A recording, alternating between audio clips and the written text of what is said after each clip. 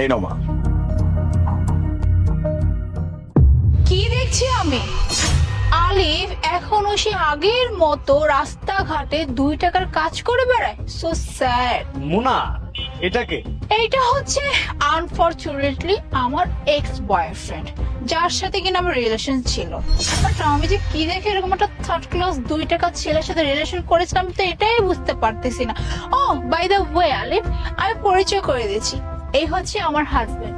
আর তুমি কি জানো হ্যাঁ, আমার কত বড় পরিবারে বিয়ে হয়েছে, আমার শ্বশুর বাড়ি কত রিচ, কত টাকা পয়সার মালিক, আমার কোনো কিছুর অভাব নাই। আমার হাজবেন্ডের লাখ লাখ, সরি লাখ লাখ বললে ভুল হবে, কোটি কোটি টাকা। হ্যাঁ, আর আমি যদি তোমাকে সময় মতো না ছেড়ে দিতাম তাহলে আজকে যে আমার অবস্থা কি হতো, এই যে তোমার পাশে দাঁড়িয়ে হয়তো রাস্তায় কারো না কারো জুতা পরিষ্কার করে দিতে হচ্ছে। মানে আমি ভাবতেই পারছি না আমার মতো মেয়ে তোমার মতো 2 টাকাটা 3rd ক্লাস ছেলের সাথে কিভাবে রিলেশন করছিল। আর তুমি কি করে ভাবছিলে যে তোমার মতো এইরকম একটা লাফাঙ্গা টাইপের ছেলে, যে কিনা ইনকাম করতে পারে, যার কিনা কোনো ফিউচার নাই, যার কিনা কোনো অ্যাম্বিশন নাই, সে কিনা আমার মতো মেয়েকে ভালোবেসে বিয়ে করবে, তাকে নিয়ে বাকিটা জীবন কাটিয়ে দিবে? এই তুমি এরকম ভাবলে কি করে? হ্যাঁ, ভাগ্যেশ আমি সময় মতো তোমাকে ছেড়ে দিয়েছি, তা না হলে আমার লাইফটা তো একদম হেল হয়ে যেত। আরে মোনা, এটা তোমার এক্স বয়ফ্রেন্ড ছিল? আরে তোমার লেভেল কোথায় আর ওর লেভেল কোথায়? তোমার সাথে ওর যায়? আর বলো না, ওই যে তোমাকে বললাম না যে আমার কপালটা যে কি হয়েছিল, মানে দুর্ভাগ্যবশত এইরকম একটা মানুষের সাথে আমি রিলেশনে ছিলাম। এটা এখন ভাবতে গেলে আমার কেমন লাগে। হ্যাঁ, আমি মুনা কত সুন্দর লাইফ লিড করতেছি, আমার টাকা পয়সা বাড়ি গাড়ি কোনো কিছু অভাব নাই, আর আমার মতো মেয়ে কিনে এরকম 2 টাকা একটা ছেলেকে ভালোবেসছিল। আরে তোমাকে আর কি বলবো জানো, ওকে আমি কত করে বলছিলাম জীবনে কিছু করো করো করো, কিন্তু না, ও সবসময় এটা বলতো হ্যাঁ আমি করবো, ট্রাই করছি, এই করছি সেই করছি। দেখো না, ট্রাই নমুনা, ট্রাই করতে করতে এখনো ট্রাই করেই যাচ্ছে, রাস্তাঘাটে মানুষের জুতা পরিষ্কার করছে। অবশ্য না, তোমার না এটাই যায় তোমার সাথে, বুঝতে পারলে? কারণ ওই যে যারা অনেক বড় বড় কথা বলে তার লাইফে কিছুই করতে পারে না। হ্যাঁ, আর ওই যে বলছিল না আমি অনেক কিছু করবো, এই করবো সেই করবো, এইটা করছো তুমি, বুঝতে পেরেছো? আর আমাকে দেখো আজকে আমি কোথায় আছি। বাই দ্য ওয়ে তোমাকে একটা কথা বলি, হ্যাঁ, আমার হাজবেন্ডে বলেছিলেন কোটি কোটি টাকা। শোনো, আমার হাজবেন্ড আবার মানুষের চাকরি করে না। হ্যাঁ, আমার হাজবেন্ডের নিজের কোম্পানি আছে, সে নিজে একটা বিশাল বড় কোম্পানি রান করে, আর তার আন্ডারে না হাজার হাজার মানুষ কাজ করে, আর তাদের প্রত্যেকের না লাখ লাখ টাকা স্যালারি দেয়, বুঝতে পেরেছো? অবশ্য এটা শুনে হয়তো মনে মনে বলবো আরে মুনা এখন কত ভালো আছে, আর আমি কিনে এই অবস্থায়। তুমি আসলে এই অবস্থায় থাকার যোগ্যতা রাখো। এই যে আমাকে দেখো, হ্যাঁ কত দামি দামি ড্রেস পরি, তুমি জানো আমি ব্র্যান্ডেড ড্রেস আর পরি না।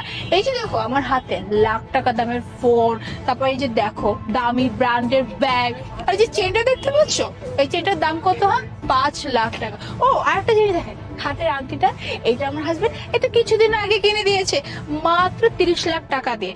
আর তোমার সাথে যদি আমি আজকে এই অবস্থা থাকতাম, হয়তো আমাকে একটা ছেঁড়া একটা কাপড় পরে থাকতে হতো, বুঝতে পারলে? আর এরকম একটা ছেলে কিনা আসছিল আমার সাথে রিলেশন করতে, আমাকে ভালোবাসতে। পরে শোনো, তোমার না কপাল ভালো ছিল, হ্যাঁ, যে কদিন এই মুনার সাথে তুমি রিলেশন করছিলে, তোমার মতো ছেলের কোনো যোগ্যতাই নাই এই মুনার সাথে কথা বলার। এই মেয়ে, তুমি আমার ছেলের সাথে কিভাবে কথা বলছো? হ্যাঁ, তোমাদের কি বোধ বুদ্ধি কিছু নেই নাকি? এইভাবে কেউ কারোর সাথে কথা বলে? কি কি বললেন আপনি? হ্যাঁ, এই 2 টাকার রাস্তার ছেলে আপনার ছেলে? হ্যাঁ, মানে সিরিয়াসলি? তো আপনার ছেলে কি আপনাকে দিয়ে কোনো বাসায় কাজ করে নাকি? না মানে হয়েছে কি, ওকে দেখে তো মনে হয় না যে ওর অ্যাবিলিটি আছে এরকম একটা শাড়ি আপনাকে কিনে দেওয়ার, এরকম জুয়েলারি আপনাকে কিনে দেওয়ার। হয়তো কোনো মানুষের বাড়িতে কাজকর্ম করে, সেখান থেকে হয়তো আপনাকে দিয়েছে, দেয় না বড় লোকরা কাজের লোকদের মাঝে মাঝে ওই যে কিছু কাপড় চোপড় দান করে দেয়, তাই হয়েছে নাকি, তাই না? শুনেন, এই যে আপনার ছেলে না 2টা বছর, হ্যাঁ 2টা বছর আমার পিছে পিছে থেকে না আমার জীবনটা নষ্ট করে দিয়েছিল, আমার টাইমটা নষ্ট করে দিয়েছিল। আর এই ছেলের জন্য আমার যে কি কি হয়েছিল, আর আপনি কিনা বলছেন এই ছেলের সাথে ভালো করে কথা বলবো, ভদ্র হয়ে কথা বলবো। আর আপনার কপাল তো ভালো যে আপনার ছেলের সাথে এখন পর্যন্ত আমি অভদ্রমে কিছু করিই নাই। ভাগ্যেশ আমার এই মানুষের সাথে দেখা হয়ে গেছিল, আর দেখেন আজকে আমি কত ভালো আছি। আর আপনার এই ছেলের সাথে যদি আমি থাকতাম তাহলে আমারও নেই আপনার মতো হয়তো কোনো না কোনো বাড়িতে গিয়ে কাজ করতে হইতো। আরে মোনা, তুমি কাদের সঙ্গে কথা বলতেছো? এই 2 টাকার ফকিন্নিদের সঙ্গে কথা বলে আমাদের টাইম নষ্ট করে লাভ আছে? দেখো আমাদের মিটিং আছে, ওইখানে আমাদের অ্যাটেন্ড করতে হবে। এসব 2 টাকার ফকিরদের সঙ্গে কথা বলে টাইম লস করার কোনো দরকার নেই। আর আমরা যে কোম্পানিতে মিটিং করতে যাচ্ছি সেই কোম্পানির নাম হচ্ছে Zidan group of company. Wait wait wait, আপনারা জিদান গ্রুপ অফ কোম্পানিতে ডিল করতে যাচ্ছেন?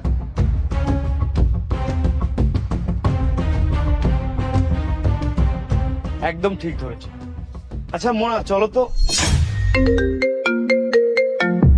কোম্পানি থেকে ফোন আসছে। হ্যালো, আপনাদের সাথে আমাদের কোম্পানির যে ডিলটা হওয়ার কথা ছিল সেটা ক্যান্সেল করা হয়েছে। হোয়াট? মানে কি? মানে ডিল কেন ক্যান্সেল হয়েছে? সেটা জানি না কেন ক্যান্সেল হয়েছে, কিন্তু আপনি আমাদের বসের সাথে মিসবিহেভ করেছেন এতটুকুই জানি। মানে আজব, আপনার বসের সঙ্গে আমার দেখাই হলো না, আপনার কোম্পানি ওনারের সঙ্গে আমার দেখাই হলো না, আমি মিসবিহেভ কখন করব? আমি আপনাকে এত কিছু বলতে পারবো না। আমি আপনাকে আমার বসের নাম্বার দিচ্ছি, আপনি তার সাথে যোগাযোগ করুন। আচ্ছা ঠিক আছে, আপনার নাম্বারটা পাঠান। কি ব্যাপার, কোনো সমস্যা? আরে মোনা, তুমি চুপ থাকো, আমি দেখতেছি।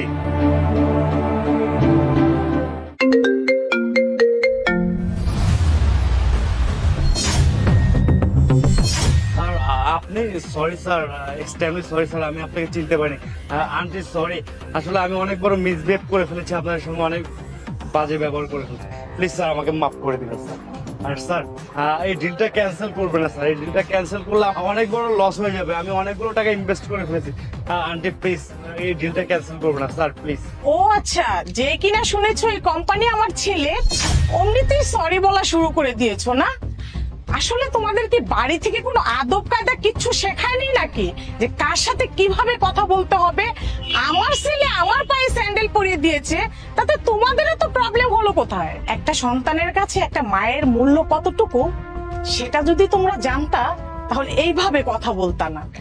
একটা মায়ের পায়ে তার সন্তান হাত দিয়েছে, তাতে এমন কি হয়েছে শুনি? হ্যাঁ, তোমরা আসলে সেই শিক্ষাটা পাওনি তোমাদের বাড়ি থেকে, তাই এইভাবে কথা বলছো। তবে আমার ছেলেকে সেই শিক্ষাটা আমি দিয়েছি। Aunty aunty, I am really sorry aunty, আসলে বুঝতে পারিনি তাই আপনার সাথে এইভাবে মিসবিহেভ করে ফেলেছি। আর আলিফ, এই ডিলটা সত্যি আমাদের জন্য অনেক বেশি ইম্পর্টেন্ট, তুমি ডিলটা ক্যান্সেল করো না। What did you say? Alif, call me sir. Just call me sir.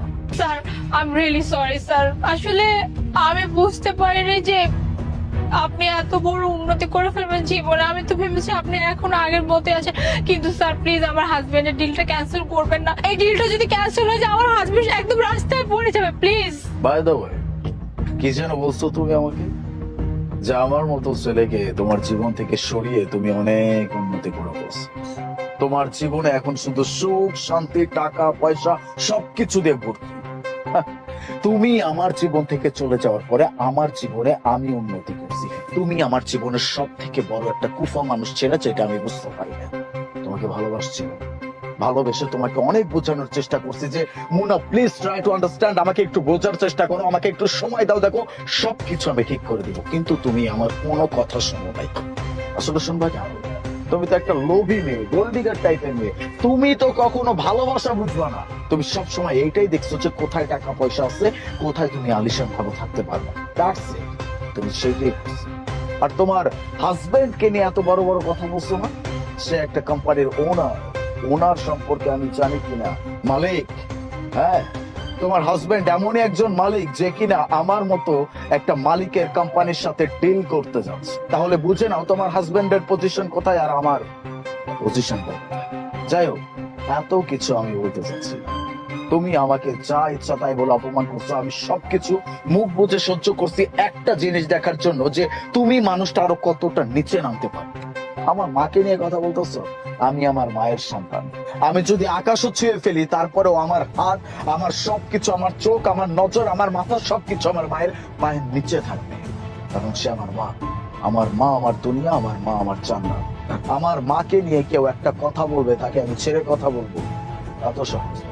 যাই হোক, তোমরা যে ডিলটা ফাইনাল করার জন্য আমার অফিসে যাচ্ছিলে সেই ডিলটা আমি করছি না, ক্যান্সেল। প্লিজ স্যার, স্যার এই ডিলটা ক্যান্সেল করবেন না স্যার। আমি মানছি আমি অনেক বড় ভুল করেছি, আমি নেক্সট টাইমে কখনো আর কোনোদিন কারোর সঙ্গে এরকম মিসবিহেভ করবো না, বাজে বিহেভ করবো না। প্লিজ স্যার, আপনার ডিলটা ক্যান্সেল করবেন না। ওকে, করবো না, কারণ তোমাদের সাথে যদি আমি ডিলটা ক্যান্সেল করি তাহলে তোমাদের মধ্যে আর আমার মধ্যে কোনো পার্থক্য থাকবে না। তবে একটা কথা, আজকের পর থেকে তোমাদের সাথে আমার আর কোনো দিন ফাইনাল হবে না। এইটাই তোমাদের ফার্স্ট, এইটাই তোমাদের লাস্ট। মা চল।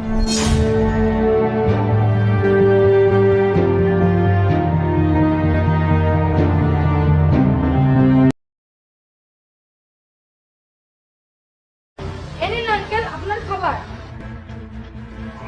আজকে খাবারে কি আছে বাবু? ফুলকপি, আলু আর রুটি।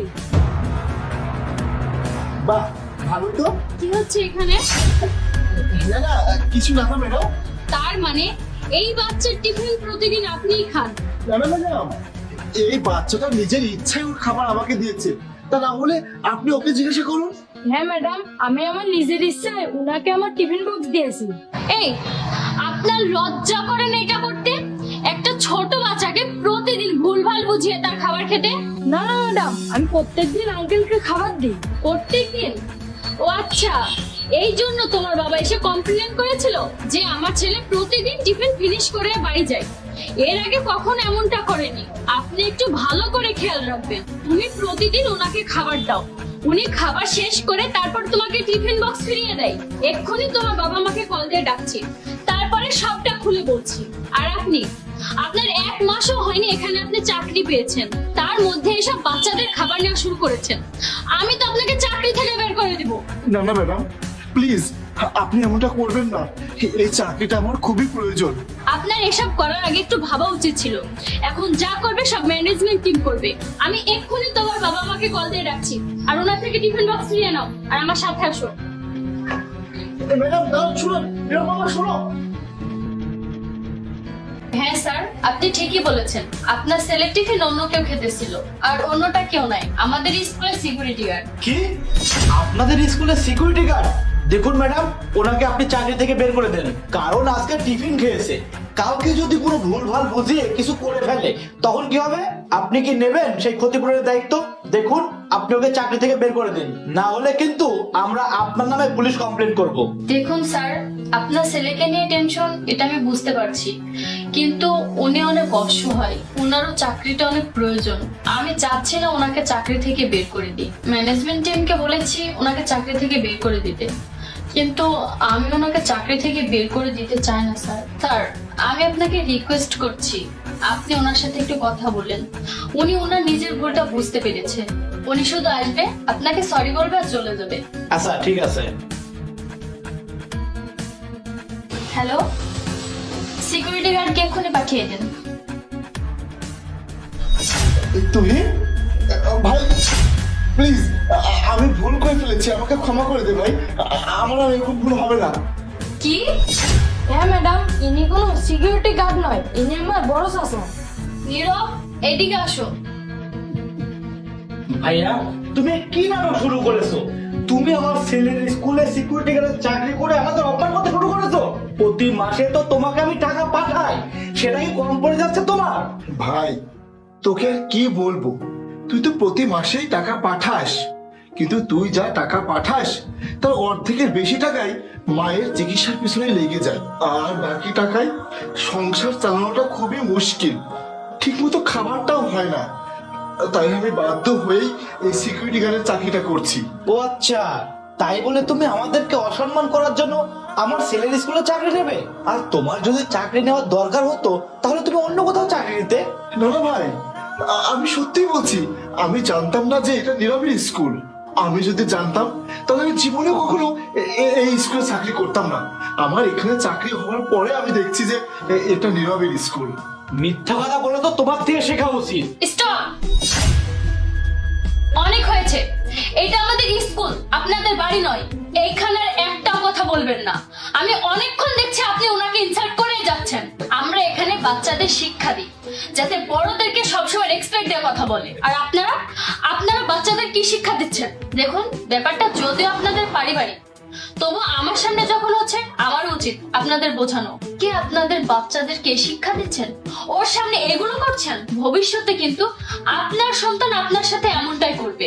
এরপর থেকে কিছু করার আগে একবার ভবিষ্যতের কথা ভাববেন, তারপরে কোনো কিছু করবেন।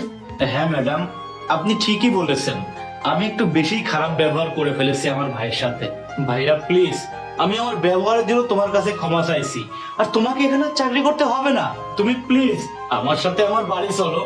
আর ম্যাডাম, আপনি কিছু মনে করবেন না। It's okay. কোনো ব্যাপার না ভাই, আমি কিছু মনে করিনি।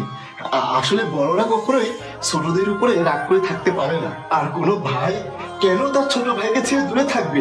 আরে ভাই, তুই তো আমার শক্তি।